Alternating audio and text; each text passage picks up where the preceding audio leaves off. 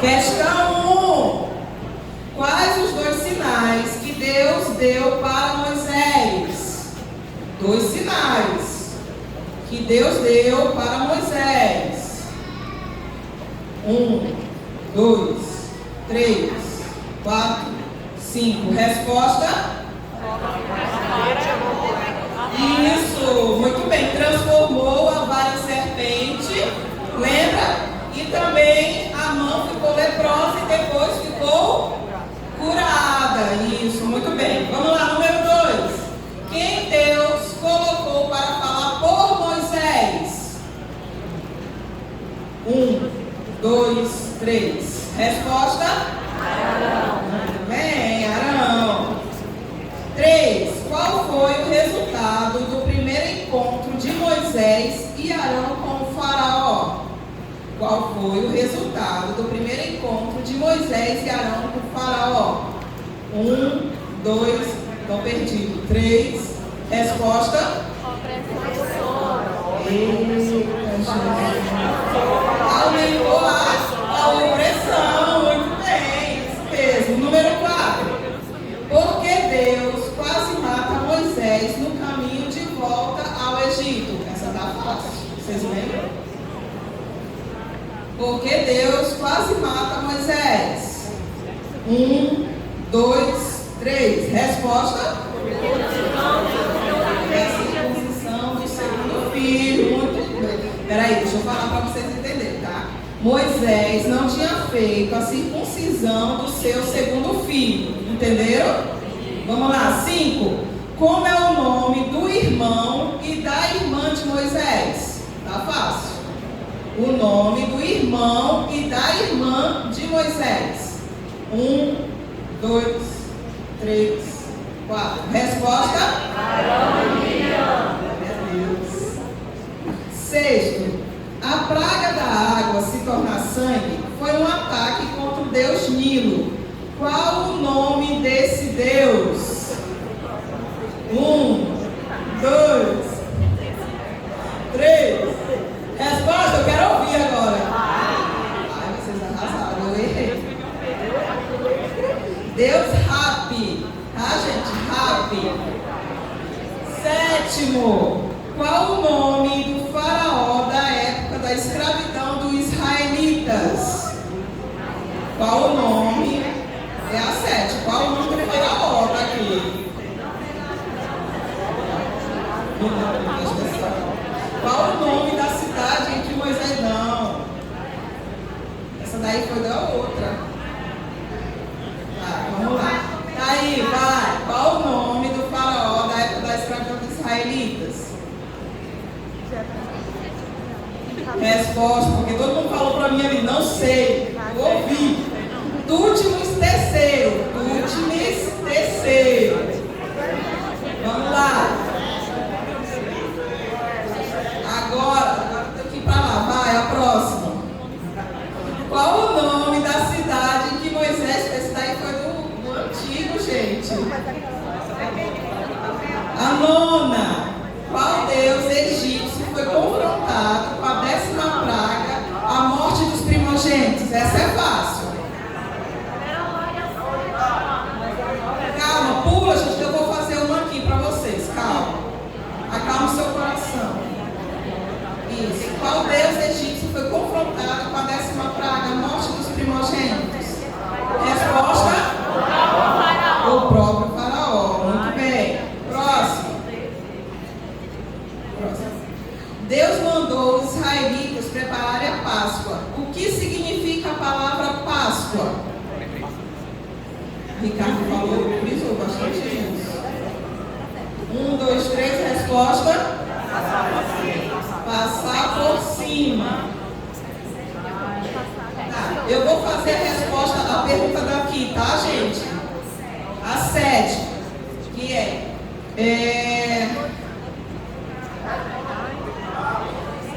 calma, você calma. Além de ferir o faraó e o povo egípcio, presta atenção. Além de ferir o faraó e o povo egípcio, as pragas confrontaram quem? Difícil essa, né? Eu também fiquei assim, que nem vocês.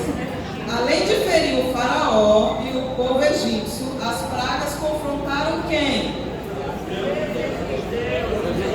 Muito bem, os deuses egípcios, isso. Para você que fez, conte aí, tá bom? Que vai passar o celular de 0,1 até 1 ponto, tá bom? E vamos de aula.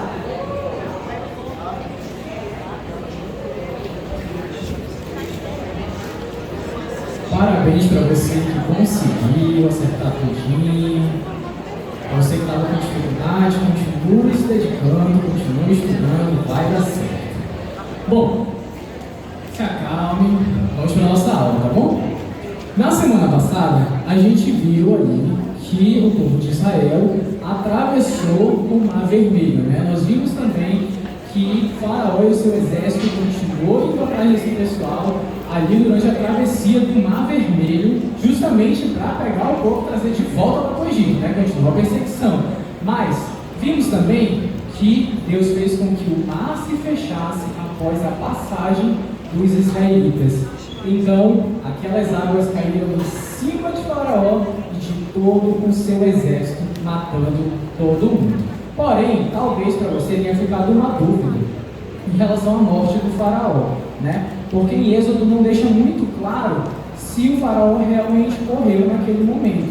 Ele explica que as águas se fecharam em cima ali do exército de Faraó, mas não cita exatamente o nome de Faraó. Porém, em Salmo 136, abra sua Bíblia rapidão. Salmo 136, 15. Ele vai trazer essa informação para você sobre o Faraó. Vamos ler? A partir do 13. Aquele que dividiu o Mar Vermelho, seu amor dura para sempre, e fez Israel atravessá-lo, o seu amor dura para sempre. Mas lançou o Faraó e o seu exército no Mar Vermelho, o seu amor dura para sempre.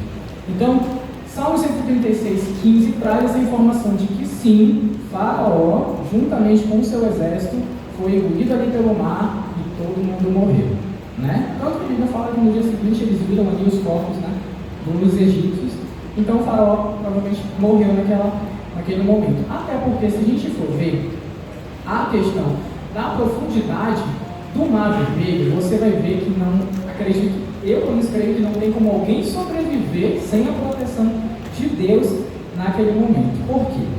Olha qual é a profundidade do Mar Vermelho por onde os israelitas atravessaram. A profundidade média, naquela região ali mais rasa ali e tal, é de mais ou menos 500 metros de profundidade. Já é muita coisa.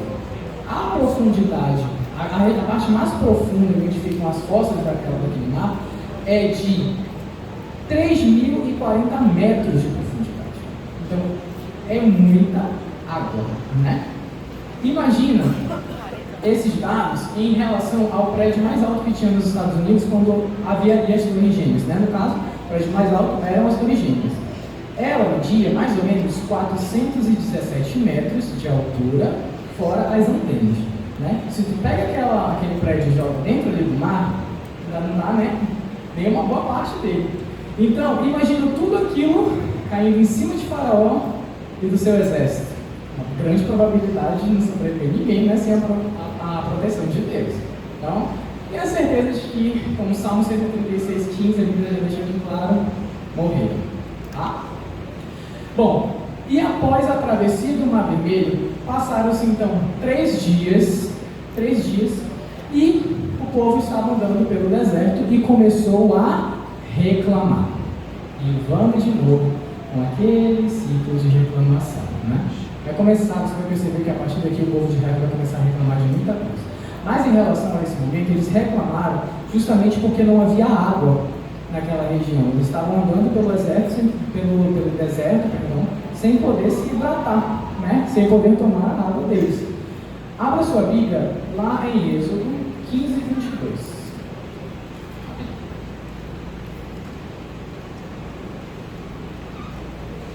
Vamos ler junto? 1, 2, 3. Depois, Moisés conduziu Israel desde o Mar Vermelho até o deserto de Sul. Durante 3 dias, caminharam no deserto sem encontrar água. Então você imagina o povo ali andando, peregrinando ali para ir em direção a Canaã e não encontraram mais água. Estavam com sede, querendo beber água e não podiam, e começaram a reclamar. Ao invés de agradecer ao Senhor porque atravessaram o Mar Vermelho em segurança, o faraó não estava mais perseguindo eles. Começou a dar reclamação. Ele reclama, porque eu quero água, porque isso, porque eu trouxeste para cá, ó céu, ó vida. Né? Mas a gente tem que pensar que na nossa sociedade nós somos iguais. Nós paramos para pensar, eu e você somos iguais a Israel, a gente reclama por tudo. As duas coisas principais que levam à reclamação, acho que geral de um povo, é justamente falta de água e falta de comida. Se você para pensar, quando você está em casa acabou a água, você já reclama. Começa a reclamar que, não tenho água para lavar a louça, não tenho água para tomar banho, não tenho água para lavar o carro, não tem água para nada. Está faltando. Culpa de quem? Água de Manaus. Vamos culpar. E aí começa a reclamar, mas não agradece porque o Senhor deu água para você durante esse tempo todo, deu dinheiro para que você pudesse pagar a sua conta e ter a sua água ali todo santo dia, né? Aí faltou uma vez já motivo para reclamar. Aí, outra coisa é comida. Às vezes a gente reclama, eu me coloco nisso também, tá? Não é só pensando, somos todos nós. A gente reclama muitas vezes justamente porque não tem comida na nossa geladeira. Ou às vezes até tem e a gente reclama porque não tem aquilo que a gente quer comer. A gente começa a murmurar, a reclamar, Senhor, mas eu queria tanto um x-salada agora, eu queria tanto uma pizza, um rodízio para me acabar aqui de comer, né? Mas, ao invés de agradecer por aquele arroz e feijão que você tem ali para lhe nutrir naquele momento. Mas vamos pensar. O povo de Israel estava ali, passando por sede, por fome, e Moisés ele tinha que alimentar aquele povo e trazer água também, né? Mas pensa comigo, são 2,5 milhões de pessoas para dar água e comida. Não é muito fácil, né? Se você observar, não é um pequeno GA que você tem que dar água e comida, não é um pequeno grupo ali com acampamento de jovens. E para pensar comigo, jovem come só. Eu sei pelo meu GA. Eles comem que se deixar. Tem uma coisa que eu falo no meu GA quando a comida está meio escassa, não deu a verba, não deu para muita coisa, é justamente a frase: deixe o seu dragão em casa, né? E eles já sabem, se eu falar isso é porque a verba não deu muito. Agora imagina, Moisés tendo que alimentar e dar água para 2 milhões e meio de pessoas. Não é fácil. Da onde que ele ia tirar água para esse povo? De onde que ele ia tirar comida? E foi isso que Moisés teve que enfrentar. Mas a gente vê isso lá em Êxodo 15, 23 e 24.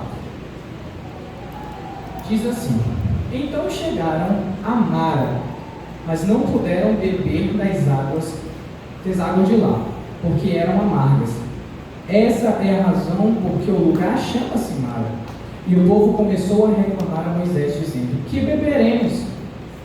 Moisés clamou ao Senhor, e este lhe indicou um arbusto.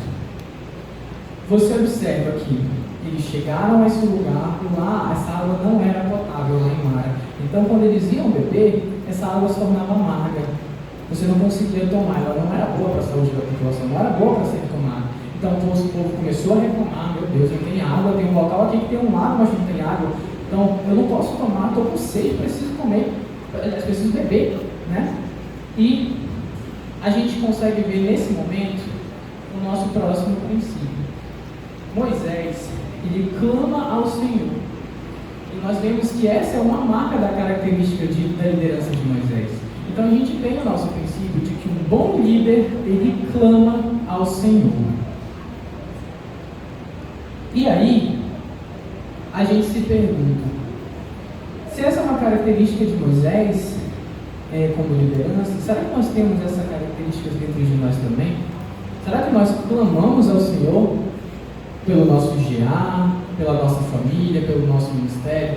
Será que eu e você estamos clamando para que o Senhor ajude aquele liderado que está precisando ali de um apoio, que está precisando superar algum pecado constante que ele tem? Será que nós estamos realmente ali de joelho no chão pedindo para que o Senhor o ajude a passar por isso? Será que nós, como líderes das nossas próprias casas, né? No caso você, homem, será que você está clamando ao Senhor para que o Senhor guie a sua família, para que o Senhor lhe dê sabedoria? Será que você, como líder de ministério, está clamando ao Senhor para que o seu ministério cumpra o propósito de Deus, faça a vontade de Deus, sabe? Cumpra os seus objetivos. Às vezes a gente esquece de clamar ao Senhor. Eu me coloco nisso também, porque às vezes eu esqueço de clamar ao Senhor. Mas a característica de um bom líder é ele clamar ao Senhor. Então, lembre-se, você, tanto líder quanto liderado, você precisa clamar ao Senhor. Todos nós precisamos disso. E aí, nós vemos que Moisés fez justamente isso. Ele clamou ao Senhor. E o Senhor mostrou para ele então um arbusto. E Moisés, no momento que ele botou o arbusto naquela água se tornou potável. Eles conseguiram beber, ela deixou de ser amarga. Então, Moisés pôde dar água para aquele povo, porque o Senhor mostrou aquele arbusto justamente para mostrar que aquele milagre seria feito. A gente, Deus ele usa o que ele quiser para isso. Deus ele pode usar qualquer coisa para cumprir o propósito dele. Pode usar eu, pode usar você, pode usar uma planta, pode usar um jumento, como fez com Balaão. Então, Deus ele vai usar qualquer coisa para cumprir o seu propósito. Vamos lá, continuar lendo aqui, Êxodo 15, 26. Perdão, 25. Moisés clamou ao Senhor e este lhe indicou um arbusto. Ele o lançou na água e esta se tornou boa. Em Mara, o Senhor lhe deu leis e ordenanças e o colocou à prova, dizendo-lhes: se vocês derem atenção ao Senhor, o seu Deus, e fizerem o que ele aprova, se derem ouvidos aos seus mandamentos e obedecerem a todos os seus decretos, não trarei sobre vocês nenhuma das doenças que eu trouxe sobre os egípcios, pois eu sou o Senhor que os cura. O problema de Israel, vocês vão ver claramente, que era murmuração. Eles não eram muito gratos ao Senhor, eles costumavam reclamar, murmurar muito. Mas eu e você somos iguaizinhos. A gente olha para essa história, para a vida de Moisés, e vê que o povo de Israel, mas é o povo que reclama de barriga cheia, mas a gente é igualzinho. A gente reclama por tudo.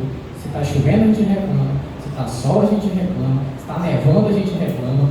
Tudo a gente é reclamando, né? A gente é igual ao povo de Israel.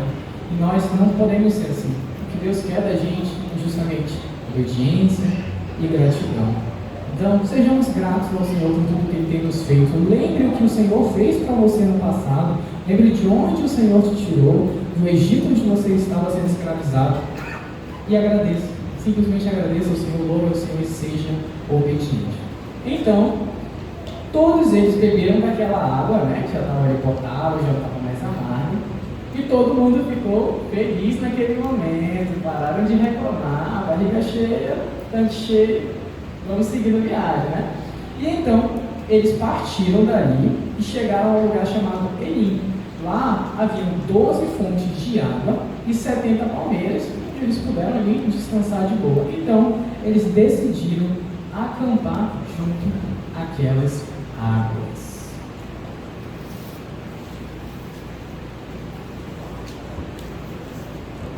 Vamos lá. Aí, o povo chegou lá, né? Tinha água, estava todo mundo contente, feliz.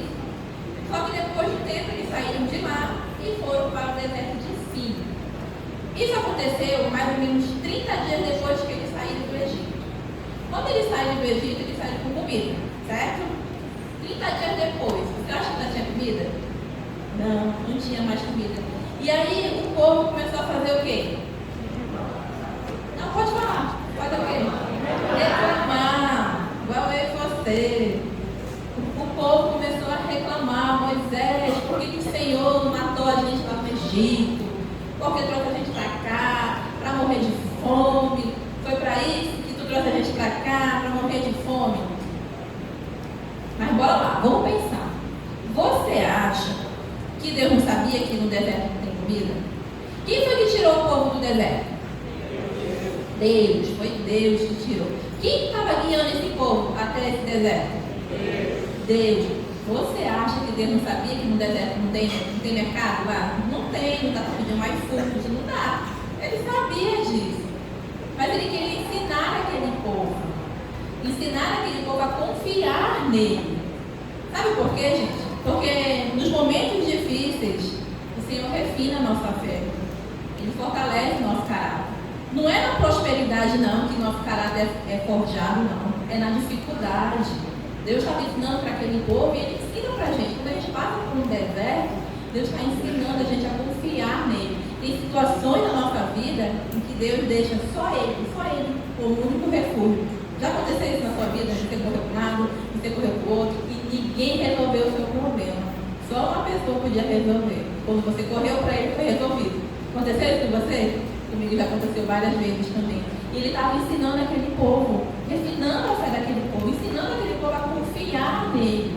Deus é um pai cuidadoso. Ele sabia que no deserto não tinha comida.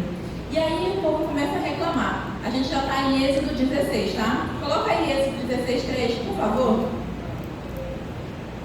Vamos ler comigo? 1, 2, 3 e já. Disseram-lhe.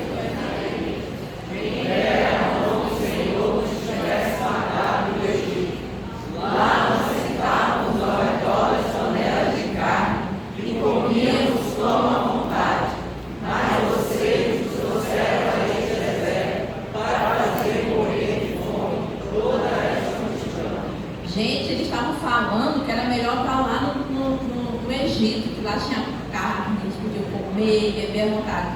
Mas era assim lá no Egito. Foram eles que clamaram para o Senhor tirar eles de lá, eles eram escravos, eles apanhavam todo dia. A escravidão era severa. A gente viu isso nas primeiras aulas, né? Que Faraó tornou a vida desse povo amarga, matou seus filhos, jogou o menino no Nilo. E agora eles estavam achando que lá é bom, mas será que lá era bom mesmo? Não era bom. E aí eles começam a reclamar da liderança de Moisés. Falam, Moisés, foi tu que trouxe a gente para cá, desgraçado, vai morrer. Mas foi Moisés? Não, Deus só estava usando a vida de Moisés, foi o próprio Senhor. Vamos ler aí o Êxodo 16, 4. Vamos lá. Disse, porém, o Senhor a Moisés: eu lhe farei chover pão do céu. O povo sairá e colherá diariamente a porção necessária para aquele dia. Com isso, porei a prova para ver se segue ou não as minhas instruções. Deus está me ensinando aqui, aquele povo, que quando a gente reclama, agora vai pegar para a gente, viu? Quando a gente reclama de um líder, na verdade a gente não está reclamando de um líder, a gente está reclamando de Deus. Porque foi Deus que colocou aquele líder ali. Então a gente tem que ter muito cuidado. Teve uma vez, que eu não sei se vocês sabem quem é o pastor Douglas Gonçalves, de Desaforo, né? Uma vez eu vi uma pessoa perguntar para ele assim: pastor, eu não concordo com o meu líder, o que eu faço? E aí o pastor respondeu assim: bem, vamos lá. Você não concorda com o seu líder ou a palavra de Deus não concorda com o seu líder? Tem uma grande diferença. Porque se a palavra de Deus não concorda com o seu líder, você não deve seguir. Porque a Bíblia fala que a gente tem que obedecer primeiro a Deus, depois aos homens, né? Mas, se o que o seu líder está te pedindo, se o que o teu líder está falando, está em conformidade com esta palavra aqui, você deve seguir, você deve obedecer. Quer um exemplo? Seu líder faz um desafio no ministério, no GA, e eu soube que essa semana teve um desafio de casais aí, né? E aí, seu líder fala assim: olha, essa semana você vai amar o seu marido fazendo um jantar romântico, você vai amar a sua esposa dando um presente. Aí, muitas vezes a gente com aquele coração duro, né? Vou nada, nem merece, vou não fazer não. Eu não concordo com isso. Na verdade, é você que não concorda, porque a palavra de Deus concorda. Nesse caso, o que você deve fazer? Pelo amor de Deus, o que você deve fazer? Obedecer. Você deve obedecer. A palavra de Deus está falando, tem que amar. Não use desculpa não. Não invente desculpa não. Toda vez que o seu líder pedir alguma coisa e você não concordar com a palavra, meu Deus, será que sou eu que não concordo? Será que é a palavra? E aí, se for a palavra estiver concordando, você obedece. E Deus estava ensinando esse povo a obedecer a liderança de Moisés. Você vai ver que durante toda a história de Moisés, Deus vai ensinar o povo e vai ensinar Moisés também. Deus estava ensinando para Moisés: ei Moisés, esse povo não é teu não, esse povo é meu, fui eu que tirei do Egito, só estou usando você como instrumento. Então pare de chorar também, pare de chorar, clame Aí o Carlos acabou de falar que o bom líder clama ao Senhor. Por quê? Porque quem tem a solução é o Senhor. É Ele que dá a solução. E aí o povo começou a reclamar. Deus ensinou que ia fazer chover carne, ia fazer chover pão. Coloca aí o verso 7, versículo 7. Vou ler daqui que é melhor, porque aqui não estou chegando mais nada. Bora lá, 1, 2, 3 e já. E amanhã cedo verão a glória do Senhor, porque o Senhor ouviu a queixa que vocês fizeram contra Ele. Quem somos nós para que vocês reclamem a nós? Verso 8.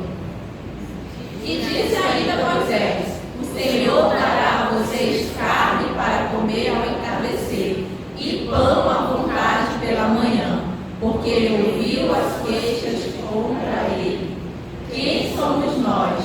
Vocês não estão reclamando de nós, mas do Senhor. Verso 12, o leito 12. E disse Moisés, daí, 1, 2, 3 e já. Ouvi as queixas dos israelitas, responda-lhes, que ao pôr do sol vocês comerão carne, e ao amanhecer se fartarão de pão. Assim saberão que eu sou o Senhor, o seu Deus. De quem aquele povo estava reclamando? De Deus, do Senhor. E Deus falou: você quer carne? Agora você vai comer carne. É igual a gente, né? O menino está reclamando, quero isso. Pega, come tudo isso aqui. Deus falou: vocês vão comer carne. Ao entardecer, e quando ficou a tarde, choveu cordonizes. Cordonizes é uma árvore, tipo uma galinha, só que um pouquinho menor. E o povo se fartou de carne. O povo se fartou de carne. Isso está lá no verso 3. Quando amanheceu, o acampamento amanheceu cercado de um orvalho. E esse orvalho, quando secou, parecia uma geada, flocos finos, umas bolinhas. E aí o povo saiu do acampamento, olhou aquilo e começaram a perguntar um para o outro: o que é isso? O que é isso? O que é isso? Perguntando um para o outro, né? O que é isso? O que é isso? E aí, coloca aí tá em 15, né? Vamos ler. Quando os israelitas viram aquilo, começaram a perguntar uns aos outros: o que é isso? Pois não sabiam do que se tratava. Disse-lhe Moisés: este é o pão que o Senhor deu a vocês para comer. Moisés respondeu para ele: esse é o pão que o Senhor me deu para comer. E aí no verso 31, eles começaram a chamar aquele pão de maná. Anote aí: maná significa o que é isso? É uma pergunta. Maná significa o que é isso? O maná, ele era um pão branco, parecido com a tapioca, parecido com essa tapioca aqui, ó. A farinha de tapioca. Ontem que eu descobri que isso aqui é farinha de tapioca, porque para mim tinha goma, agora tem goma de tapioca e farinha de tapioca. Eu descobri ontem, né? Desculpa. Não me julgue, por favor. Isso aqui era parecido com maná. Era uma bolinha branca. E o povo chamou de maná porque significa o que é isso. E no maná existia todos os nutrientes que aquele povo precisava para continuar a caminhada dele. Deus providenciou tudo. E você sabia que o maná também era o pão dos anjos, é o alimento dos anjos? Coloca aí para mim Salmo 78, 23. Eu faço questão de você ler comigo esse salmo. Eu leio nessa semana e meu Deus é maravilhoso. Vamos lá, 1, 2, 3 e já. Contudo, ele deu ordem às nuvens e abriu as portas dos céus. Fez chover maná para que o povo comesse. E deu-lhe o pão do céu. Verso 25. Os homens comeram o pão dos anjos. E enviou-lhes comida à vontade. Põe 26 também. Enviou dos céus o vento oriental e pelo seu poder fez avançar o vento sul. 27. Fez chover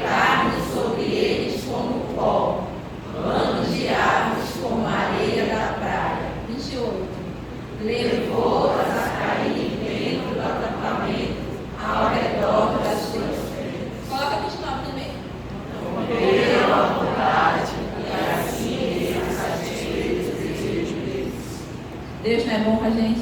Foi bom com aquele povo, o mesmo Deus de hoje. A gente reclama e mesmo assim o Senhor não cuida da gente, né? Olha só, eles comeram, foi um pouquinho? Não, eles comeram o quê? A vontade, Deus deu a vontade. Só que, vou deixar o maná aqui, tá?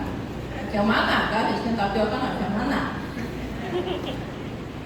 Deus deu umas regras para comer o maná. Anote aí a primeira regra que Deus deu.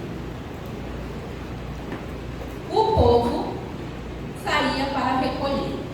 O povo saía para recolher. No verso 16, diz assim, que o Senhor ordenou que o chefe da família levantasse pela manhã e fosse colher o maná. Era um jarro para cada membro da família. Um jarro. E quem teria que ir era o chefe da família.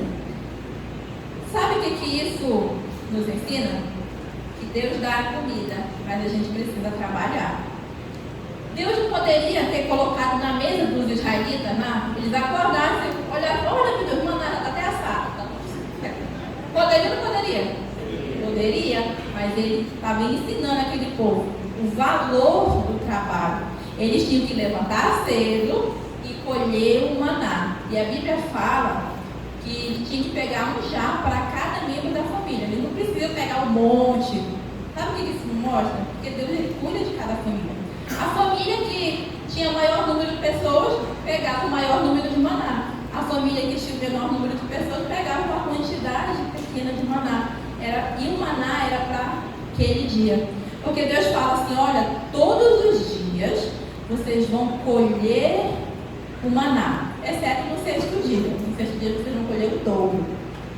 Só que você acha que os israelitas obedeceram? Conhecendo você mesmo, você acha que eles obedeceram? Não! Teve algumas pessoas que chegaram lá e falaram assim, rapaz, tem muita comida. Eu vou pegar um montão. Porque para amanhã eu não vou acabar cedo. Já vai ter maná, não preciso levantar. E aí eu não preciso trabalhar. Então, e a Bíblia fala que no outro dia aquilo estava podre, cheio de bicho e cheirando mal. Deus ele não abençoa a nossa desobediência, jamais. Deus estava ensinando para aquele povo, todo dia tem que sair e pegar o maná, tem que trabalhar. Agora deixa eu falar para você que é pai e mãe, você precisa ensinar os seus filhos a trabalhar também, a ter serviço em casa. Você tem que saber varrer uma casa, lavar uma louça. Isso é importante. É importante ensinar para os filhos. Trabalho traz dignidade. Lá em casa a gente tem uma escala de limpeza da cozinha, de lavar a louça. Está todo mundo na escala, até a Júlia. A Júlia lava a louça. Porque ano passado eu não coloquei o nome dela. Aí ela pegou a cadeirinha dela, foi lá, coloca em cima da geladeira. Ela foi olhar assim, mamãe, cadê o meu nome? Por que o meu nome não está aqui? Eu sou da família. E aí eu coloquei o nome dela, tu quer? Tá bom. E agora ela está na escala, lava a louça. Não lava perfeito, mas lava. E ela se sente importante porque ela lava. Ontem a gente veio com o Ministério de Limpeza. Ela saiu toda contente, porque ela aprendeu a lavar o vidro. Aquela porta ali para ela que lavou. Ela falou assim, eu aprendi a lavar o vidro, porque eu tinha Cláudia. Então ela aprendeu. A pessoa se sente importante. Você também tem que trabalhar. Você está participando de ministério? Está trabalhando com o ministério? Se você não está no ministério, entre no ministério, trabalhe. Deus não quer a gente desocupado, Deus não quer a gente sem fazer nada. Lá em 1 Tessalonicenses 3,16, na minha Bíblia está bem assim o início do capítulo. Uma advertência contra a ociosidade. E é nesse capítulo que eles falam, aquele que não trabalha que também não coma. Não coma. É importante a gente trabalhar. Quem não trabalha, reclama. Pode ver, quem não está fazendo nada sempre reclama. Por exemplo, eu nunca trabalhei no Ministério de Limpeza. Aí eu venho aqui onde o chão, ai meu Deus, que carpete feio, nem sabe limpar, ninguém limpa direito. Nunca nem participei. Eu posso reclamar de alguma coisa? Não. Mas quando sou eu que varro isso aqui, meu Deus, tá bonito, né? Tá bem limpo, né? É assim mesmo, né? Quando você limpa alguma coisa, você limpa o banheiro, dá vontade de deixar ninguém entrar lá, né? Ai meu Deus, amanhã já vai sujar. É importante você trabalhar. Deus quer que você trabalhe. A outra regra para o maná era, anote aí, recolhia apenas o necessário para o dia. Recolhia apenas o necessário para o dia. Deus, ele falou que ele deveria recolher só para aquele dia, porque o maná é do dia. Se deixasse para outro dia, ia ficar o quê? Podre. Mas ele também falou que no sexto dia eles teriam que colher o dobro. Por quê? Porque no sétimo dia era o dia de descanso. Então ele falou, olha, no sexto dia vocês vão recolher desse dia e do dia de amanhã, porque amanhã não tem maná, é sétimo dia, vocês vão descansar. Você acha que o povo obedeceu? Eu acho assim, eu imagino que a mesma pessoa que pegou para o outro dia, quando Deus falou para não pegar, foi a mesma que não pegou o dobro. Eu acho. Se não foi ele, foi o vizinho. Tenho certeza. Porque teve pessoas que foram lá no sétimo dia recolher. E tinha maná naquele dia? Não, porque era o dia do descanso. A Bíblia fala que algumas pessoas foram lá. E por isso que eu falo assim, ou foi a mesma pessoa, não estou imaginando, né? Ou foi a pessoa, ou foi o vizinho, né? Talvez ela tenha pensado nesse menino, o seu Joaquim da tenda daqui de trás, ele pegou para o outro dia, estava tudo podre. Eu que não vou pegar para 2 dias, não vou nada, esse Moisés está doido. Amanhã eu vou acordar cedo e vou pegar o maná. Chegou lá, tinha maná? Não tinha maná, não tinha maná, porque Deus ele não abençoa a nossa desobediência. E sabe o que a gente aprende? O mesmo Deus que manda trabalhar é o mesmo Deus que manda descansar. Você precisa descansar. Se você não está trabalhando, você está pecando. Agora, se você não está descansando, você também está pecando contra Deus. Deus instituiu o descanso. A gente tem que trabalhar sim, mas a gente precisa descansar. E uma coisa que eu fiquei pensando, estudando essa aula, é que muitas vezes a gente vai buscar pão, a gente vai buscar sustento onde Deus nos mandou. Se Deus falou para você descansar, é para você descansar, não é para trabalhar. E aí no verso 33 fala que Deus falou para Moisés recolher um jarro e guardar para futuras gerações. E aquele maná não apodreceu. Ficou anos e não apodreceu. No verso 35 fala que os israelitas comeram maná durante 40 anos. Eles comeram maná até chegarem às fronteiras de Canaã. Deus cuidou da água, da comida, da vida daquele povo durante toda a peregrinação deles. Agora, gente, já ia sair daqui, ó. Graças a Deus que tem um marido tão bom aqui para você. Ser livre e criativo! Bora!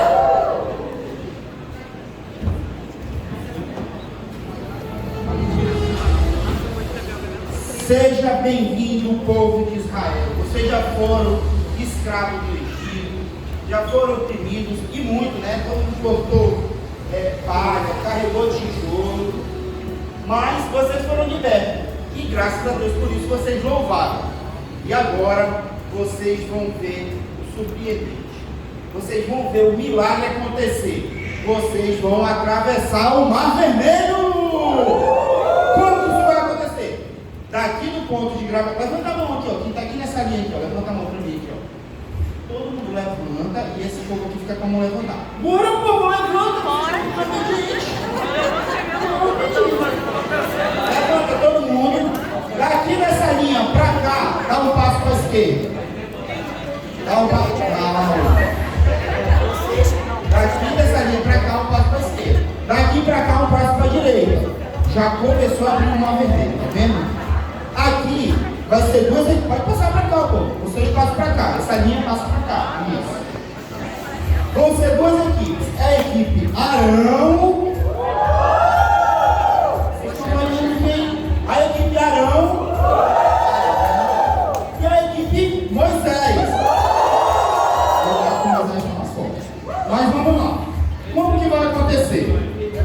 Aqui da equipe Moisés, eu vou chamar um líder. Paulinho, vem cá, Paulinho. Paulinho, líder de peso, papai. Cá, Paulinho.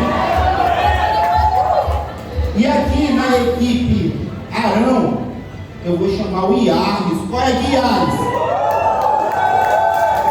Esse líder não é muito de peso não, mas ele é leve igual uma pena. Vai correr. Como que vai Ele vai levar esse material para lá, vai ter 3 minutos para organizar. Aqui tem o mar, tem a roupa de Moisés. Cadê o texto? Tem a roupa de Moisés. E ele vai lá para trás, porque essa equipe também já pode se encaminhar. Calma aí. Já vai se encaminhar lá para trás. E o Paulinho também vai descer e vai organizar a equipe. Vocês vão ficar responsáveis por organizar o mar, o Moisés e uma pessoa para vir aqui ler o texto aqui, enquanto o resto do povo vai atravessar o mar. Deu para entender? Então presta atenção. Vocês vão receber esse material. O Yarnes vai lá para trás com vocês. Vocês vão formar aqui nesse corredor aqui o mar. Tá? Aquele negócio azul ali é o mar. Vão formar o mar. E o resto do povo vai fazer a encenação da passagem do Mar Vermelho. Conseguiu entender? Preciso repetir? Então o Mar Vermelho desse lado aqui é aqui nesse corredor. E o Mar Vermelho desse lado aqui é aqui nesse corredor. Então pode todo mundo se mover e ir lá para aquele canto e a outra equipe lá para aquele canto. Pode ir lá, pega aqui, ó.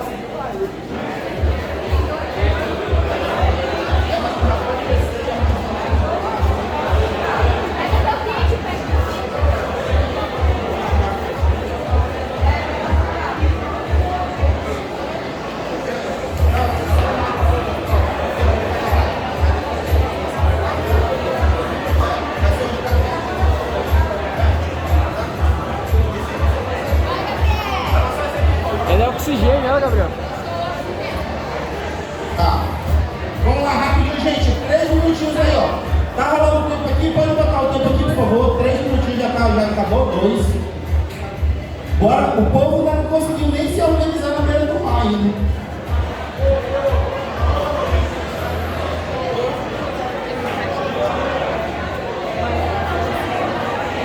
Essa multidão aí tá complicada, olha.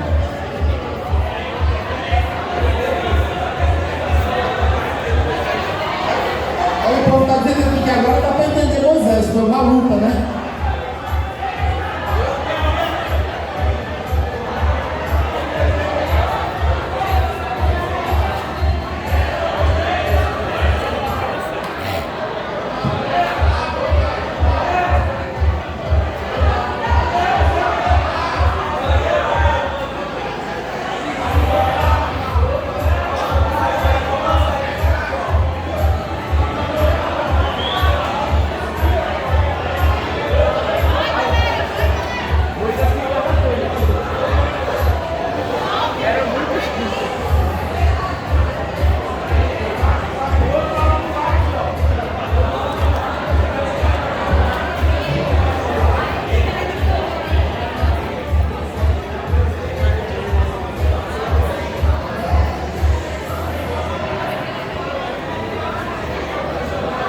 Olha, por isso que Moisés sofreu, pelo amor de Deus.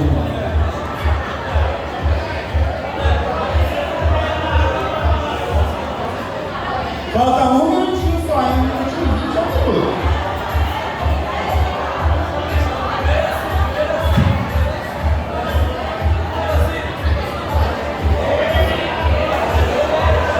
Olha, a equipe de Moisés, quando terminar, pega o material aqui, tá bom? E aí já se organiza para fazer.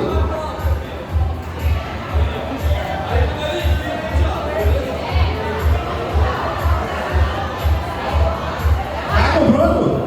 Então vamos lá. Para isso acontecer, nós não podemos fazer de qualquer jeito. Então a gente chamou 2 jurados que manjam de terra natal, que manjam de teatro, para julgar melhor a encenação, porque vocês querem mandar, né? Então pronto, o pastor Mateus e Thaís vão julgar qual vai ser a melhor equipe.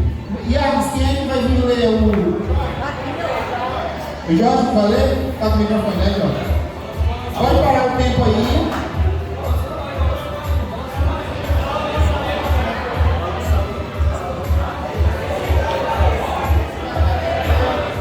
Atenção.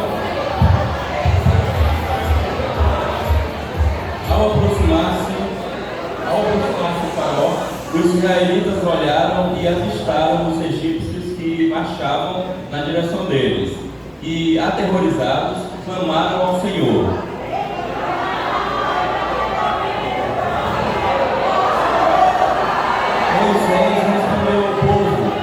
tenham medo. Fiquem firmes e vejam o livramento que o Senhor lhes trará hoje, porque vocês nunca mais verão os egípcios que hoje veem. O Senhor lutará por vocês, tão somente acalmem-se. Disse então o Senhor a Moisés: por que você está clamando a mim? Diga aos israelitas que sigam avante. Erga a sua vara e estenda a mão sobre o mar, e as águas se dividirão para que os israelitas atravessem o mar em terra seca. Então Moisés estendeu a mão sobre o mar, e o Senhor afastou o mar, e o tornou em terra seca, com um forte vento oriental e soprou as águas se dividiram, e os israelitas atravessaram para o mar em terra seca, tendo uma parede de água direita e outra esquerda. Os egípcios perseguiram, e todos os cavalos, carros de guerra, cavaleiros de Faraó, foram atrás deles até o meio do mar. No fim da madrugada, do alto do o Senhor viu os exércitos dos egípcios e pôs-os em confusão. O Senhor disse a Moisés: estenda a mão sobre o mar, para que as águas voltem por sobre os egípcios, sobre os seus carros de guerra e sobre os seus cavaleiros. Moisés estendeu a mão sobre o mar, e ao raiar do dia, o mar voltou ao seu lugar. Quando os egípcios estavam fugindo, foram de encontro às águas. Muito bem. Corre agora e entrega lá todo o material ali para outra equipe. Correndo, vai lá, Gil, por favor. Todo o material para outra equipe, correndo. Agora vocês já podem sentar, sentem lá, fiquem só esperando o meu espaço. Já, povo, quem é que vai vir ler aqui? Corre aqui. Vem daí.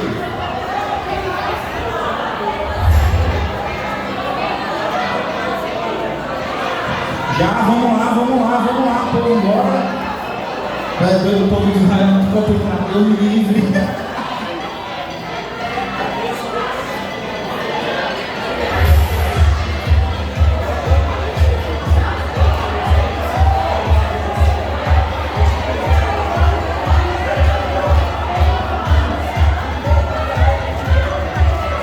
Já, povo. Vai começar, tá? 1, 2, 3 e valendo daí. Ao aproximar-se do Faraó, os israelitas olharam e avistaram os egípcios que marchavam na direção deles, e aterrorizados clamaram ao Senhor. Moisés respondeu ao povo: não tenham medo, fiquem firmes e vejam o livramento que o Senhor lhes trará hoje, porque vocês nunca mais verão os egípcios que hoje vêm. O Senhor lutará por vocês, não somente acalmem-se. Disse então o Senhor a Moisés: por que vocês estão falando a mim?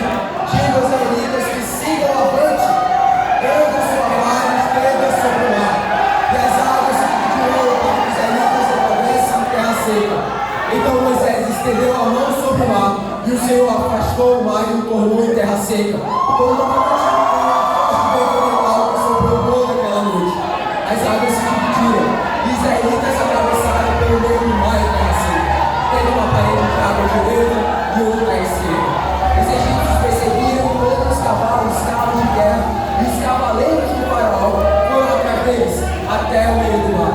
No fim da madrugada, no alto da coluna de fogo de nuvem, o Senhor viu o exército dos egípcios e o pôs em confusão. O Senhor disse a Moisés: estenda a mão sobre o mar, para que as águas voltem sobre os egípcios, sobre os seus carros e sobre os seus cavaleiros. Moisés estendeu a mão sobre o mar, e ao raiar do dia o mar voltou ao seu lugar. Quando os egípcios estavam fugindo, foram de encontro às águas, e o Senhor os lançou ao mar. As águas voltaram e cobriram os seus carros de guerra e os seus cavaleiros. Todo o exército do Faraó, que havia perseguido os israelitas mar adentro, ninguém sobreviveu. Mas os israelitas atravessaram o mar pisando em terra seca, tendo uma parede de água direita e outra à esquerda. Muito bem, nós vamos lugar agora. Vamos com o pastor e com a Thaís. Eu vou passar a palavra e eu vou anunciar o vencedor.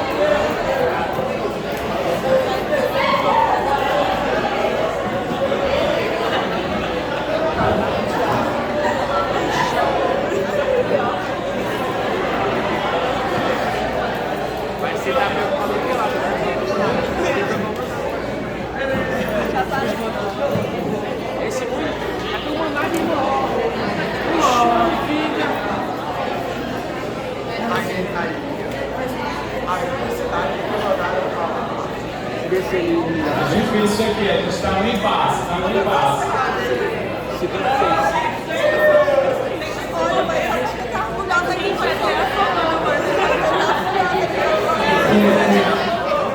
Olha, a gente está na dúvida porque uma equipe foi mais organizada, outra equipe foi mais completa. Mas, levando em consideração a interpretação de toda a história, tiveram mais tempo para se preparar. E justamente a equipe vencedora é a equipe Moisés.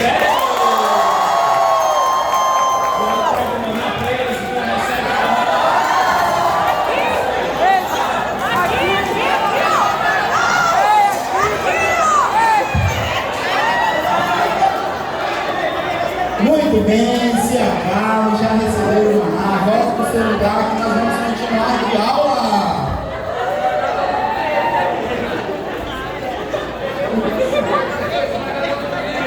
Eu me vesti demais, ó. Eu acho que nem a travessia do Mar Vermelho foi tudo vestida assim. Aqueles egípcios, então, meu Deus! Era mais engraçado do que os egípcios da época, né? Mas é isso aí, se tudo der errado, não tente, Thiago, por favor. Vamos voltar para a nossa aula, porque em poucos dias esse deserto foi muito movimentado. Aconteceu tantas coisas, faltou água, água apareceu amarga e o Senhor tornou potável, reclamaram da comida e o Senhor deu. O Senhor, no meio de tudo isso, ensinou o equilíbrio das coisas, de obedecer a Deus antes de tudo. E mesmo assim, os israelitas, com aquele nosso coração, né, pecaminoso, quiseram fazer do jeito dele. Infelizmente, a história continua um pouco parecida. Abre a sua Bíblia, por favor, se já está aberta. Continue aí no capítulo 17.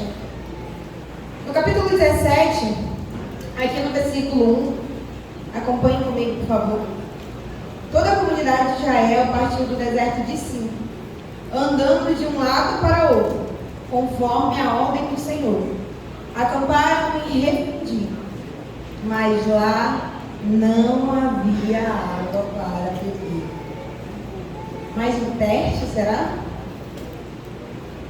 Será que é como mais no ano de 2023 você perdeu o seu emprego?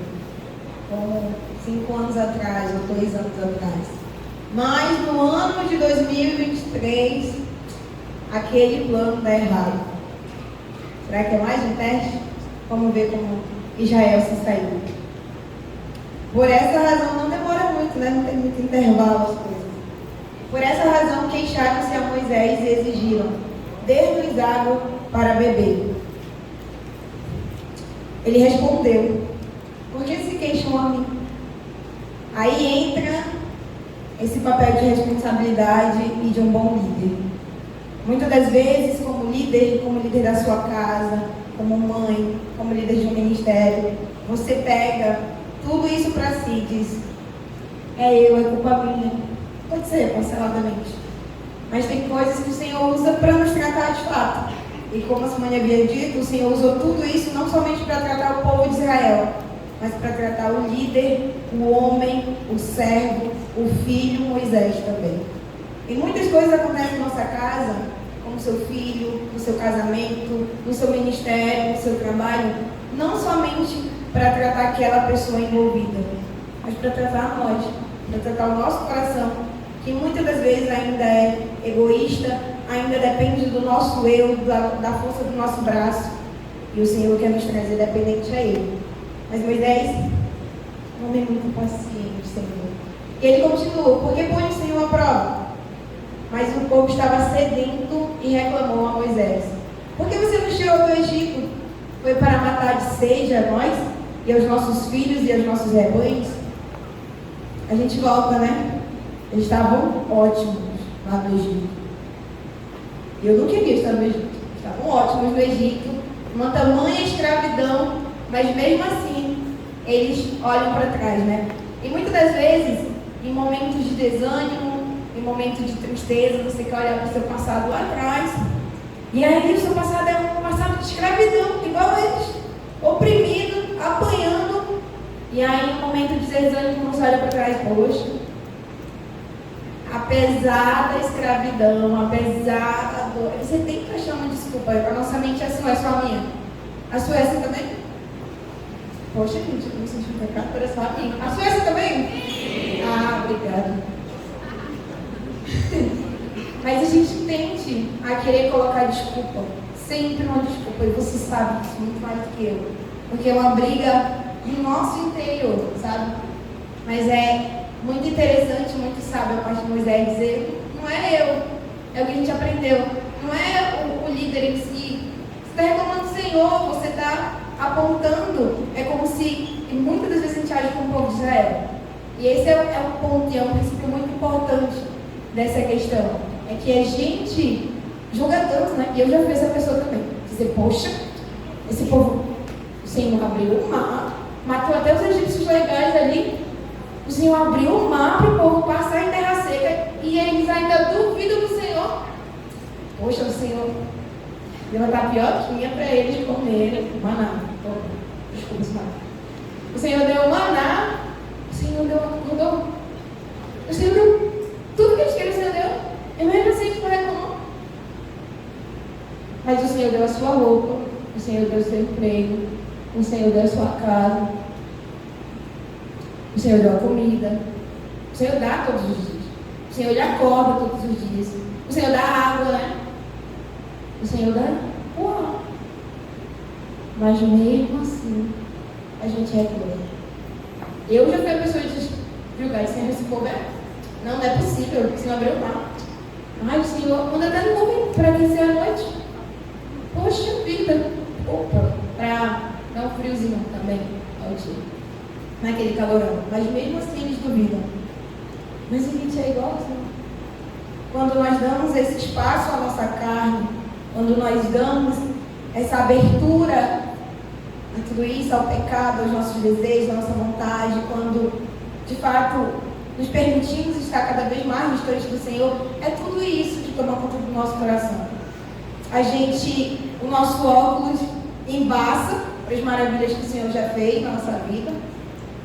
E eu sei que para você também é como eu. Não precisa de muito esforço de olhar para o passado e ver uma diferença de sem Jesus e com Jesus.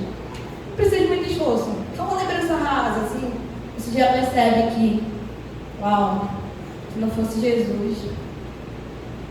Mas a gente tende a querer voltar. E essa era mais uma desculpa dos israelitas.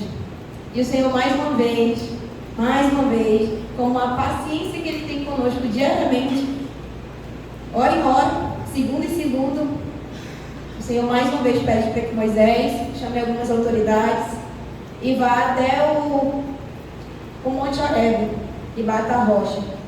E aí, ao bater essa rocha, sai essa água para que o povo novamente tenha água para beber. O Senhor é um Deus muito cuidadoso. E será que o Senhor precisava sempre que o povo de Israel reclamasse para Ele dar? O que você acha? Não. Mas é o que a gente começou iniciando. A gente começou falando. Pode ser um teste. Qual é o teste da sua vida hoje? Será que é um desemprego? Será que é um desânimo? Será que em meio a toda essa tristeza você coloca essa desculpa de não se aproximar do Senhor, de não meditar e cede a tudo isso? Qual teste você tem passado e como você tem reagido? Será que como os israelitas que só tem uma oportunidade para reclamar, para condenar a Deus e as pessoas ao redor, seja o seu marido, seja o seu filho, seja o ar, né, que às vezes reclama até do ar, né? Tudo. Às vezes tá sol e a gente reclama. Aí o Senhor manda uma chuva assim no meio da semana. Ai, essa chuva é só para dar uma virose. Estou reclamando do sol, agora estou reclamando da chuva, porque vai dar uma virose. Aí o Senhor, às vezes nem mata. Mas ele é legal, o Senhor é muito bom. Ô Senhor. Mas vamos lá, né? Que, de fato, nós não venhamos ser reprovados nos testes da nossa vida com Israel. E aqui no capítulo 8 se inicia um assunto que eu amo. Ô Senhor. Mas vamos lá, desde o início. Ali no capítulo 8, versículo 8 do capítulo 17. É muita emoção. Sucedeu que os amalequitas vieram atacar os israelitas em refúgio. E o Israel ali, apesar de tudo isso, de andarem e tudo mais, eram assim vistos ainda como um povo vulnerável. Porque não tinha muitos homens de guerra, não eram um povo para isso, né? Apesar de tudo, né? Inclusive, eles vieram ali da escravidão, então eles eram um povo escravo e eram vistos dessa forma. Não era uma potência como o Egito. Então os povos ao redor viam como um meio de tirar vantagem ou qualquer coisa do tipo. Então os amalequitas ali decidem atacar Israel. E Moisés, muito sábio, envia o nosso querido Josué. Moisés envia Josué para que ele vá lutar com os amalequitas. E Josué é incrível também, né? E vem de uma linhagem, de um povo. E a gente tira muitas lições disso. Mas uma das principais lições é que, em meio a tudo que Moisés passava, em meio a reclamações do povo, e você, líder, né? Paulinho e Arnes, entenderam um pouquinho, bem pouquinho assim, do que é movimentar uma multidão e tentar falar com ela sem um microfone ainda, porque nem existia isso ainda era um deserto. Então é muito difícil, mas em meio a tudo isso, há altas demandas, que às vezes também é algo que a gente coloca como desculpa na nossa vida, tem muita coisa para fazer. Mas em meio a tudo isso, Moisés treinava alguém. Isso também mostra que Moisés não era alguém autossuficiente. Dizer, é comigo, tá? Tudo comigo. E depois de mim morre e se perde. É isso. Ele treinava alguém. E aí ele desperta essa pessoa, de certa forma. Onde coloca Josué nesse campo de batalha que a gente vê aqui a partir do versículo 8. Ele fala então, no versículo 9, então Moisés disse a Josué: escolha alguns dos nossos homens e lute contra os amalequitas. Amanhã tomarei posição no alto da colina, com a vara de Deus em minhas mãos. E no capítulo 10 diz que Josué foi então lutar contra os amalequitas, conforme Moisés tinha ordenado. E aí Josué vai, e Moisés faz outra coisa. Moisés, Arão e U, porém, subiram ao alto da colina. Que legal. Enquanto Moisés mantinha as mãos erguidas, os israelitas venciam. Quando, porém, abaixava, os amalequitas venciam. A gente aprende tanta coisa no meio de tudo isso. Moisés, mesmo enviando alguém, ele estava cuidando dessa pessoa. Mesmo enviando alguém, ele se preocupava em preparar essa pessoa, em treinar essa pessoa. Muitas das vezes, nós como líderes, como pais, vê que o seu filho, por exemplo, tem 15 anos, espera a responsabilidade de uma pessoa de 25 anos. Ok, poderia ter. A Júlia tem quantos anos? 3, 6. E lava a louça, que é uma responsabilidade de mais ou menos 12 anos, acho que. Ou não, depende muito. Mas é uma diferença. A Júlia foi posta a essa realidade. E ela quis. E esse processo é muito necessário de ir por etapas. Muitas das vezes a gente olha alguém e quer que aquela pessoa transforme assim. Ou faça isso, ou faça aquilo. Mas a gente nunca ensinou. Você nunca falou como era para fazer. Você nunca chegou, por exemplo, com o seu filho e... Não é desse jeito que vai a casa. Não é girando que passa pano, tá? Você vai pra lá, volta, aí quando ele fica sujinho, você joga na água, lava de novo, agora. Não é girando, tá? Porque se girar, não vai dar em nada. Mas muitas das vezes nós somos essa pessoa imediatista, de querer logo. E a gente volta, né? Pois a gente tinha muitas demandas, o povo reclamando e várias coisas. mas mesmo assim se preocupou em treinar alguém. Teve uma situação uma vez que marcou muito em um treinamento de líderes de ano, onde a Fabi estava dando exemplo, a Fabiana, mãe da Thaís, e ela falava sobre liderança de GA e sobre preparar outras pessoas para assumir rebanhos. E teve algo que me marcou muito, assim. Nunca esqueci disso, até fui procurar saber quem era. E ela cita que uma vez um rapaz ia casar e ele era líder de GA. E eles têm acompanhamento, né, para que passe para outra pessoa. E ela foi lá com ele. Falou, quem vai assumir o seu GA? Quem vai ser a próxima pessoa quando você casar que vai ficar com ele? Ele falou bem assim, você pode escolher qualquer um. Ambos estão capacitados. Todos eles estão capacitados. Obviamente, o cara sensato, ele tinha alguém, né? Mas esse ponto de preparar todos, já ia falar, eles conferem. Alguns não agora. Alguns estão nesse processo inicial. Outros estão no meio. Eu tenho esses 3 aqui que dá para assumir amanhã. Mas todos estavam nesse processo. E por muitas das vezes, nossas demandas do dia a dia, a gente se importa muito mais com as coisas do que com as pessoas. E é engraçado que se importa tanto com as coisas, quando a gente volta, a gente quer que as pessoas estejam impecáveis. Mas muitas das vezes a gente não faz a nossa parte com elas. A gente não valoriza essas pessoas, ou não ensina, não senta, fala, você pode ir por aqui. Por esse caminho é bom. Por esse caminho aqui eu já fui quando eu era jovem. Você como pai, não foi legal. Eu errei. Por esse caminho aqui é melhor. E esse é um dos papéis da liderança, é fazer e evitar que esse liderado erre muito mais, evitar que ele erre muito mais do que você. Um dos objetivos da liderança é fazer com que essa pessoa, para deixar mais claro, erre menos do que você. Porque você já levou várias roupadas na costa e você não deseja que essa pessoa leve também. Que ela seja muito mais madura, avance muito mais com o Senhor. Isso também deveria ser um dos maiores objetivos de um pai. E eu acredito que seja. Mas precisa também ser uma realidade na nossa vida. E um dos maiores princípios aqui é que a liderança ela é formada no secreto e treinada no campo de batalha, mais do que na sala de aula. Na verdade, na sala é uma lapada assim, a cada parte dela.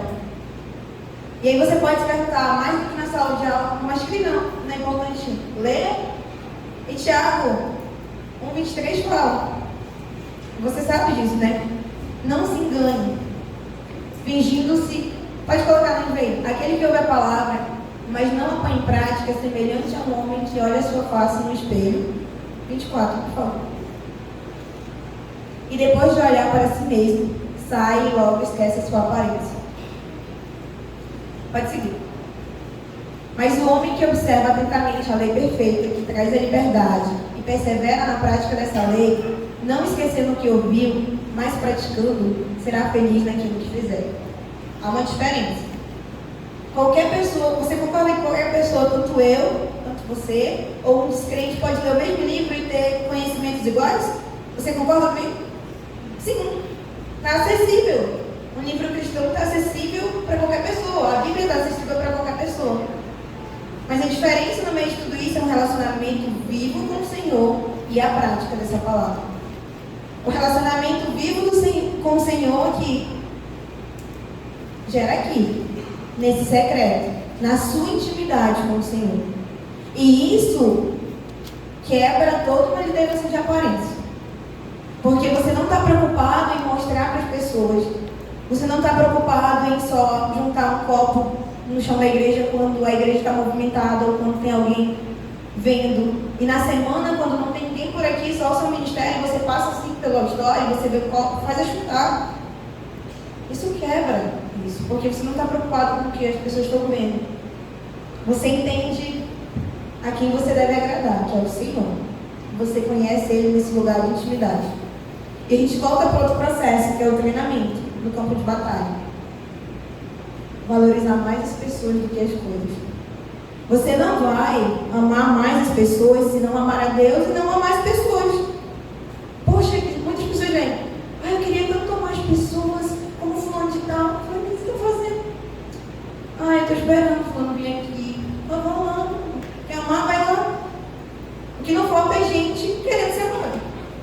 E por todos os lados, talvez possa ser eu e você. Mas muitas das vezes a gente senta no banco e fala, poxa, ninguém me ama, meu líder não me ama, não me liga. Às vezes seu líder tem 26 meninos no seu GA e você está reclamando. Mas vamos lá e ame. Vai lá e ame. É no campo de batalha que se faz os melhores soldados também. Um treinamento progressivo. Então que a gente possa avançar no meio de tudo isso e de fato ir, sem colocar desculpas.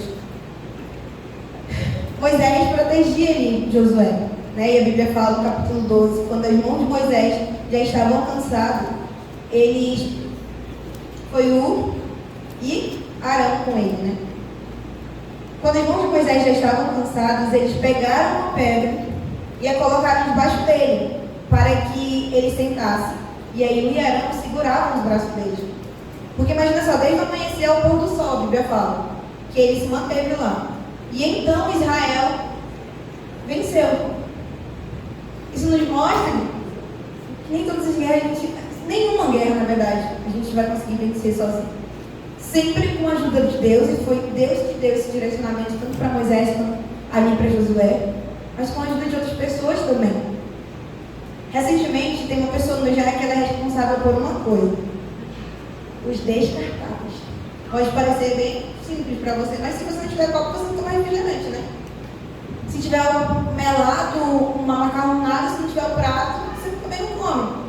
E essa pessoa teve que se ausentar 2 semanas, porque teve simulado na Fundação que estuda e tudo mais. E aí eu fiz a seguinte missão: vai ficar com quem? Eu falei, não, fica comigo, de boa. Aí veio o primeiro sábado, as meninas, fiz o descartável, só o descartável. O descartável. Cadê o descartável? Tá na minha casa, o descartável. Porque uma rotina louca de trabalho, passa e vem. Ok, primeira semana. Não, segunda eu consigo. Segunda semana foi ontem, recente, inclusive. Foi ontem. Eu gosto de ver assim, bem fresquinhos. Passei em casa, no ministério, tal, não sei o quê. Noite manauara, queijo. Aniversário ainda tinha. Chegamos no GA. Os descartáveis. A gente acabou de ir pra montar, os descartáveis. Correria no GA, vai ser alguém que tem copo e tudo mais. Não, ninguém tem copo. Ficamos sem descartáveis. Pode ser bobo, mas eu não consigo sozinho. O seu líder não consegue sozinho. Ninguém comeu na mão, a gente consegue o copo depois. Mas, às vezes parece besta, mas tudo é uma ajuda de fato. Ninguém consegue fazer nada sozinho. Todos nós temos uma rotina pesada. Mas se a gente nos prender ao nosso egoísmo, ninguém também vai nos ajudar. E às vezes delegar uma missão também é eliminar uma pessoa. Eu lembro que essa pessoa no início, ela esqueceu uma vez os descartáveis. E a gente ficou sem descartáveis, obviamente, né? Na verdade, ela comprou, porque é uma pessoa muito responsável. Mas nunca mais essa pessoa esqueceu os descartáveis. Só eu esqueci há 2 semanas. Mas enfim, nós precisamos uns dos outros. Moisés estava ali protegendo Josué. Josué precisava de Moisés. E Josué também precisava ser treinado. E Moisés se dispôs a isso. Amar é um desafio. Amar é arriscado. Nós vamos ser sim decepcionados. Não espere que essa pessoa que você ama, uau, florzinha. Não vai, às vezes não vai. Você vai pegar patada, inclusive, da pessoa que você ama às vezes. Mas o Senhor nos manda ir. Essa é a nossa missão. E que de fato nós venhamos ser como Moisés, independente das reclamações. Voltar-se ao Senhor, ir ao Senhor, clamar a Ele, deixar que Ele faça a vontade dEle e que nós venhamos fazer a nossa parte. Talvez, depois de reclamações do povo, Moisés não fosse guerrear, não fosse subir ao monte. Eu imagino que teria sido um momento de muito desespero, de muitas coisas, de muitas emoções, mas mesmo assim, Moisés foi lá, vá Josué, vou orar por você, vou estar por você com o Senhor. Mas na maioria das vezes a gente de fato tende a usar desculpas e meios para fazer ou não fazer aquilo que o Senhor nos pede. Então, que a gente possa, de fato, tirar as nossas desculpas e fazer a vontade de Deus acima de todas as coisas. Beleza, continuando, vamos agora para o capítulo 18. Êxodo 18. E Êxodo 18 fala de um personagem aí. 18:1 fala sobre Jetro. A Bíblia não fala muito sobre Jetro. Fala somente que ele foi sogro de Moisés, né? E que ele era sacerdote de Midian. Para os muçulmanos, no Alcorão, Jetro ele foi um profeta designado pelo próprio Deus para o povo de Midian e de Aica. E ele tentava exortar aquele povo lá sobre a origem deles, porque eles eram enganadores, eles gostavam de fazer as coisas erradas, eles eram desonestos, e Jetro ele tentava falar para a pessoa: você tem que parar com isso. Mas o povo não queria saber das lições de Jetro. Tanto é que, muito tempo depois, esse povo foi destruído. No 18 também aparece outro personagem, a mulher de Moisés. Você lembra o nome da mulher de Moisés? Como é? Víbora não, gente, é Zípora. Acho que tem algum homem que fala Víbora, não é sua esposa. Não é. É Zípora. Ela era uma das 7 filhas de Jetro, e ela foi dada por seu pai Moisés. E aí Moisés fez 2 filhos. Você lembra o primeiro filho, qual é o nome dele? Você sabe o que significa Gerson? Tornei-me imigrante em terra estrangeira. E Eliezer, né? É o próximo, certo? O que significa Eliezer? O Deus do meu pai foi meu ajudador. Moisés, quando ele foi junto com Arão para o Egito, para propagar as 10 pragas, segundo Deus tinha mandado, ele, muito provavelmente nesse meio tempo, ele mandou a Zípora, já ia falar Víbora, a Zípora para a casa do seu pai, né, juntamente com seus filhos. Então, a Bíblia não fala claramente, mas muito provavelmente ele voltou nesse momento para, a Zípora com seus 2 filhos voltaram para Midian, juntamente para ficar com seu pai.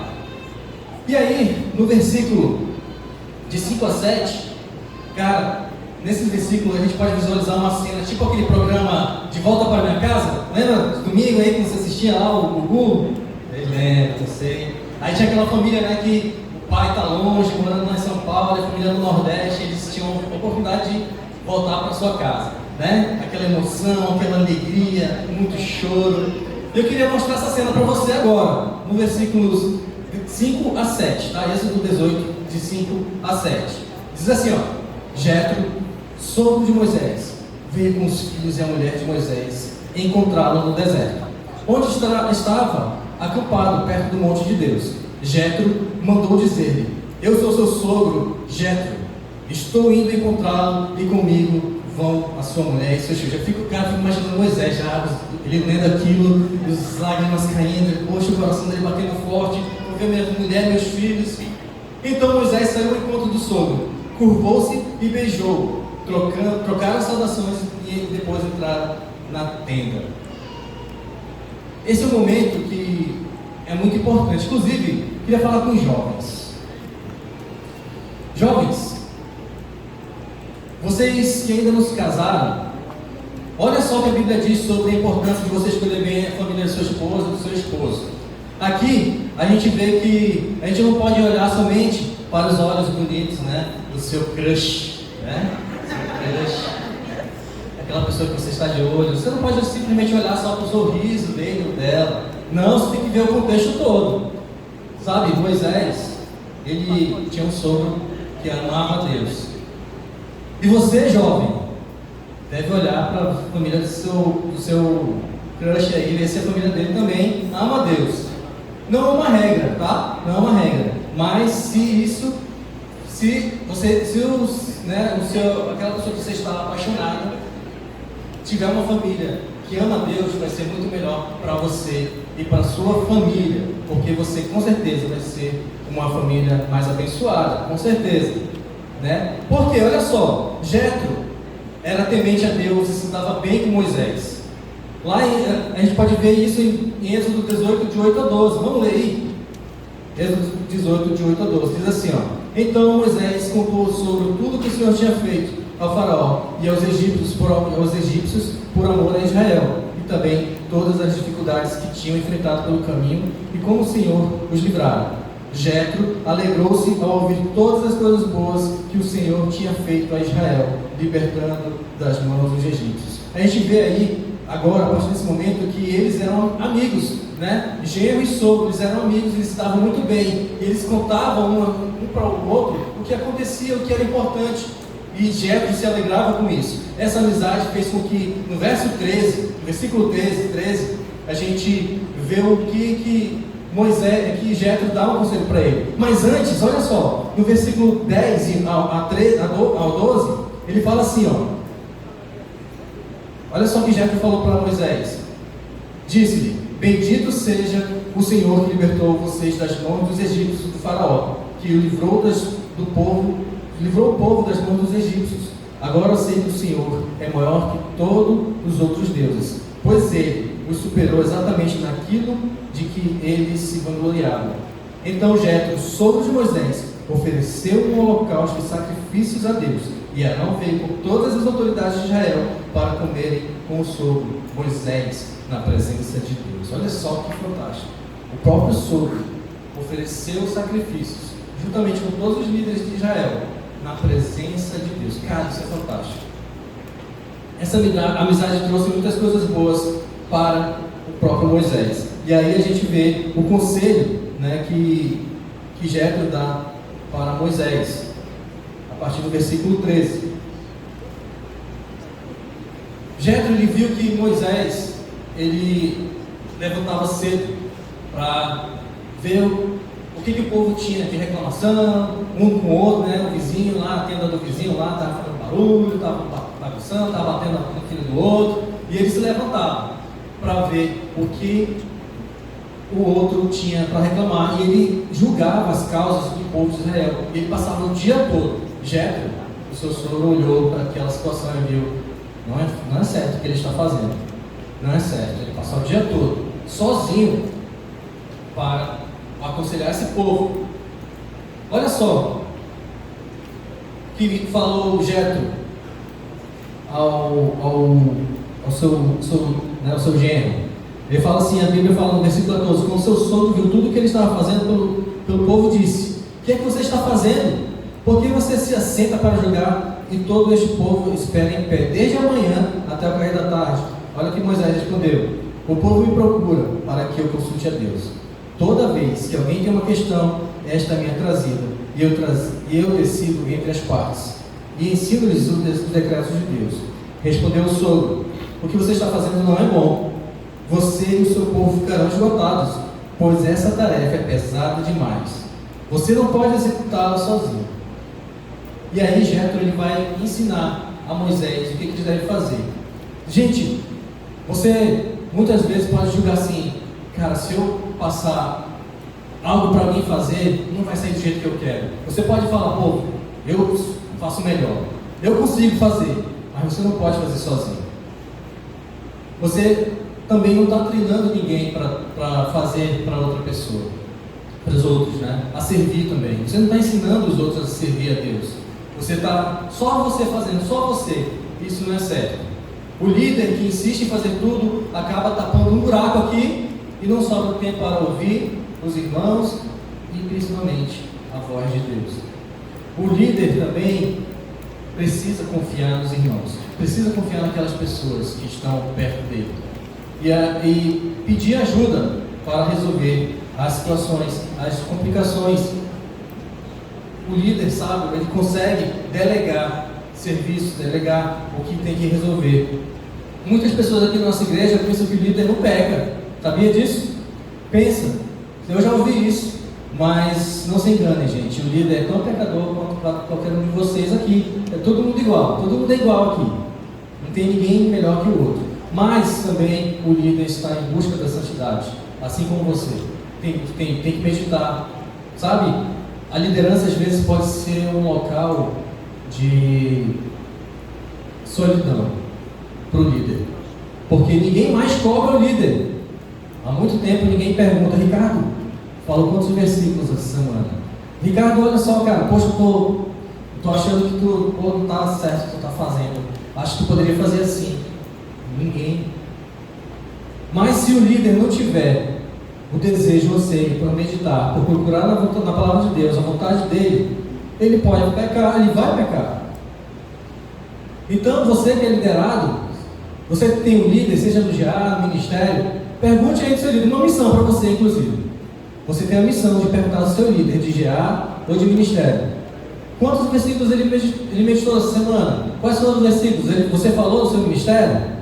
Pergunte, cobre. É importante para o seu líder. Ele precisa ser cobrado também. O líder não pode ser orgulhoso. Não pode. O orgulho não é para o líder. Então receba dos seus irmãos conselhos. Esteja pronto a responder a qualquer um. A Bíblia fala em 1 Pedro 3,15.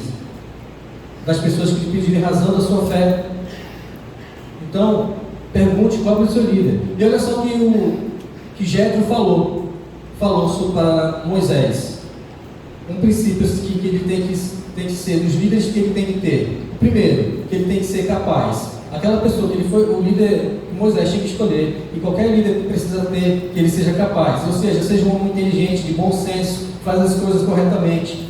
E segundo, seja temente a Deus, que ame a Deus, que entenda quem é Deus e que tenha uma vida com Deus. Terceiro, é uma pessoa digna de confiança, em quem o líder pode confiar, em que ele dá a missão e ele sabe que vai ser feito e que dá retorno, dá um feedback. O quarto é que aborreça a corrupção, ou seja, é inimigo da propina. Não recebe propina, é inimigo, inclusive tem ódio disso. A única coisa que Deus fala para nós odiarmos é o mal. Então que seja assim. Vocês, cada um aqui, são capazes. Cada um aqui eu vejo que é possível sim, que são tementes a Deus, que amam a Deus, que são dignos de confiança. Eu vejo pessoas aqui com esse potencial. E que você aborreça a corrupção. Eu tinha muito mais para falar, acabou meu tempo, já acabou o horário, já do culto. Mas eu quero falar para você: não deixe de meditar, não deixe de buscar a Deus, não deixe de falar com o seu irmão, de perguntar dele: meu irmão, você está bem? De durante a semana perguntar, ligar, se importar. Essa é a nossa missão. Deus dá essa missão. Não é só para o líder, não é só para aquele cara que está lá na frente. O líder é o mais orelha que tem, é o que mais tem que trabalhar. Mas você que não é líder, você também tem essa missão de perguntar e amar os irmãos. Vamos orar, gente? Orem. Senhor Jesus, obrigado, Senhor, por cada ensinamento aqui que nós escutamos, cada princípio, que nós possamos praticar a Tua palavra na nossa vida durante a semana. Que o Senhor nos abençoe essa noite. Aquelas pessoas que já participaram do culto pela tarde, que o Senhor as leve em segurança para suas casas, que o Senhor as abençoe durante a semana. E aquelas que vão ficar para o culto do segundo horário, que o Senhor fale nos corações delas, Senhor. Que o Senhor pegue o coração delas e estraçalhe para que elas te obedeçam cada vez mais e sirvam a Ti, Senhor. Porque Tu és um Deus santo, um Deus puro, verdadeiro, e que é um Deus zeloso. E esse zelo muitas vezes tem que consumir a gente também, Senhor. Que esse zelo nos ajude a amar o próximo, nos ajude a cobrar o próximo, aos nossos irmãos, e a estarmos sempre unidos pela Tua palavra e pelo Teu amor, Senhor. Te agradecemos, em nome de Jesus. Amém. Boa noite, gente, para quem vai para sua casa. Deus abençoe. Não esqueça de pegar sua criança no Kids.